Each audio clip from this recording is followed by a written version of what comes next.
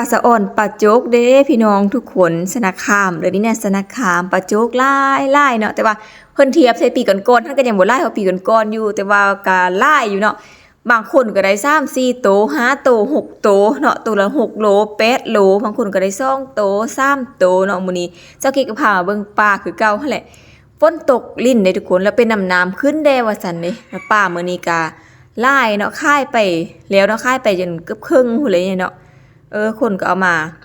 ขึ้นมาจากทางท่าติ๊กๆนะทุกคนเนาะ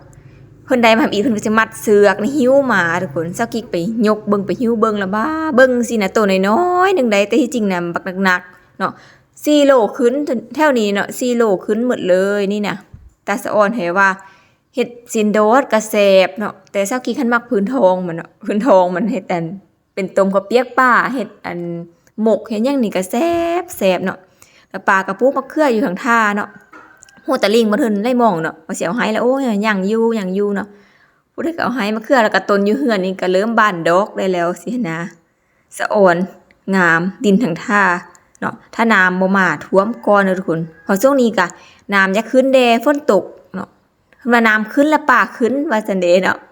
แล้วบางคนบ่ได้ก็มีเด้อทุกคนบางคนบ่ได้2-3มื้อเรียนกันก็จมเนาะแล้วก็เฮ็ดจังได๋ทุกคนเนาะแบบหลายคนไปไล่เพิ่นก็อยากได้หมดทุกคนแต่บางคนก็ม่านบางคนก็บ่ม่านอาจจะเป็นน้ำมองแด้เป็นน้ำรองเป็นน้ำแบบถึกสวงป่ามันมาบ่อีหยังสินะสะอ่อนอันจุเจ้ามักเมนูได้ทุกคนบ้านข้อยหั่นน่ะอันแบบป่านปลาโจกนี่มันจะหลายเนาะปลาแค้ปลาเพียป่าย้อนป่านางป่านางแดงป่านั้นมันจะน้อยแต่ว่าปลาโจกนี่มันมีทุกมื้อเลยได้ทุกมื้อเลยปลาโจกนี่นะคือว่าหั่นแหละเนาะเพิ่นว่าเก็ดเด้อกะทอดกินว่าซั่นอันไทเฮาเจ้าข้อยนี่ให้คือสิบ่ได้กินดอกเนาะเก็ดป่านะกินโตกินซีมันเอาเนาะเพิ่นว่าเอาไปทอดกรอบเด้อว่าซั่นนางเฮานี่เอาทิ่มเนาะเก็ดปลาแม่ตัวเซากิกอันยกขึ้นนี่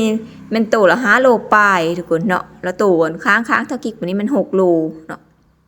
เห็นไหม10ปลายโลนี่เว้าบ่สุดมาแล้วทุกคนเห็นบ่สดๆเลยทุกคนหายใจอะงาบอยู่นี่น่ะผู้ม่านก็ตั้งโตม่านถามข่าวเพิ่นละว่าผู้นั้นผู้นี้ก็ไปไล่บ่มยังสิเนาะถามข่าวกันนะเพิ่นว่าไล่ว่านี่ค่อยนำกลเพิ่นไปแล้วค่อยใดยังสิเนาะแล้วก็ว่าสิโอ้ยแม่ทุกคนสดๆแบบนี้เลยเนาะบ่แม่นป่าแบบบ่แม่นป่าแซ่ป่าหยังเนาะอันนี้ได้ทุกมือสดๆทุกมือเลยขึ้นมาค่ายเลยลูกค้าก็จะได้กินปลาสดๆแบบนี้ไปเลยแต่ส่วนหลายก็จะเป็นปลาโจกเนาะเมายอกกันน่ะมาสร้างปลาแค้ปลาอื่นได้แม่ให้มันได้ว่าซั่นนี่นะโอ้ตัดสะอ่อนสะนาคามเด้อนี่น่ะ